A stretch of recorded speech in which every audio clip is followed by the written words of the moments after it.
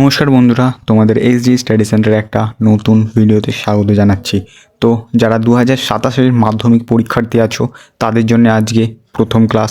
আজকে আমরা ইংলিশ শুরু করব, লাইন বাই লাইন মানে পড়ব এবং কী কী কোয়েশ্চেন অ্যান্সার আসতে চলেছে সেটাও আজকে কিন্তু আমরা এই ভিডিওতে আলোচনা করব।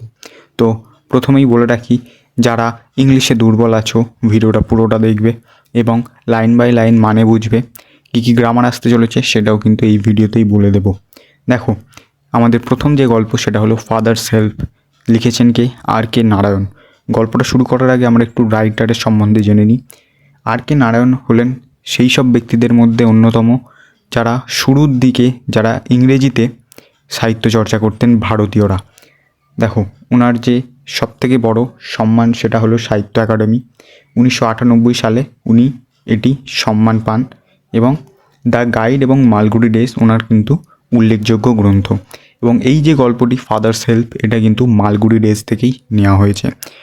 তো চলো আমরা পড়া স্টার্ট করি। Unit 1, lying in bed. বিছানায় শুয়ে শুয়ে। স্বামী রিয়েলাইজড উইথ এ সাডার। স্বামী রিয়েলাইজড করছে মানে অনুভব করছে, বুঝতে পারছে যে কাঁপুনির সাথে, উইথ এ সাডার মানে কাঁপুনির সাথে, that it was Monday morning, যে এটা সোমবারের সকাল। It looked as though only a moment ago it was Friday. যেন মনে হচ্ছিল কিছুক্ষণ আগেই, অর্থাৎ কিছু মুহূর্ত আগেই এটা শুক্রবার ছিল। অলরেডি মন্ডে ওয়াজ হেয়ার। ইতিমধ্যে সোমবার হাজির হয়ে গিয়েছে। হি হোপড, সে আশা করছিল, he did not have to go to school, যেন তাকে স্কুলে যেতে না হয়। অ্যাট 9 o'clock, 9টার সময়, স্বামী ওয়েল্ড, স্বামী গুমড়ে কেঁদে উঠল। ওয়েল্ড মানে গুমড়ে কাঁদা বা কেঁদে ওঠা। আই হ্যাভ এ হেডেক, তার মাথা যন্ত্রণা হচ্ছে। অর্থাৎ এই লাইনটা এরমভাবেই আমরা বলবো। অ্যাট 9 o'clock, 9টার সময়, স্বামী ওয়েল্ড, স্বামী কেঁদে উঠল। আই হ্যাভ এ হেডেক, আমার মাথা যন্ত্রণা হচ্ছে।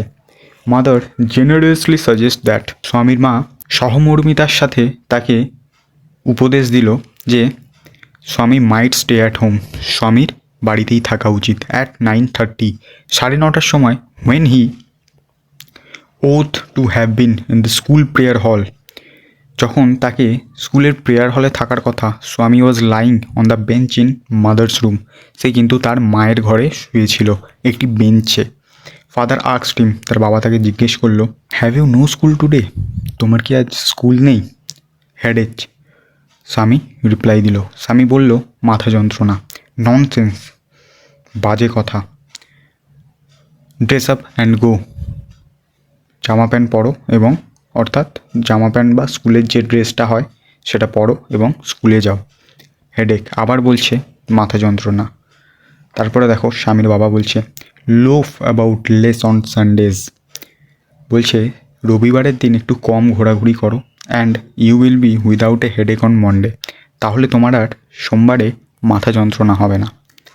স্বামী নিউ, স্বামী জানতো how strict his father could be, তার বাবা কতটা কঠোর হতে পারে। হি চেঞ্জড হিজ ট্যাকটিক্স, যার ফলে সে কিন্তু তার যে কলাকুশলীটা ছিল, যেটা সে এতক্ষণ করছিল স্কুলে যেতে না হয়, সেটা সে পরিবর্তন করতে লাগলো। I can't go so late to the class, আমি এত দেরিতে স্কুলে যেতে পারবো না, অর্থাৎ ক্লাসে যেতে পারবো না। দেখো, তারপরে বলছে, ইউ উইল হ্যাভ টু, তোমাকে যেতেই হবে। ইটস ইয়োর ওন ফল্ট, এটা তোমার নিজের দোষ। What will the teacher think if I go so late, আমি যদি এত দেরিতে যাই তাহলে শিক্ষক কী ভাববে।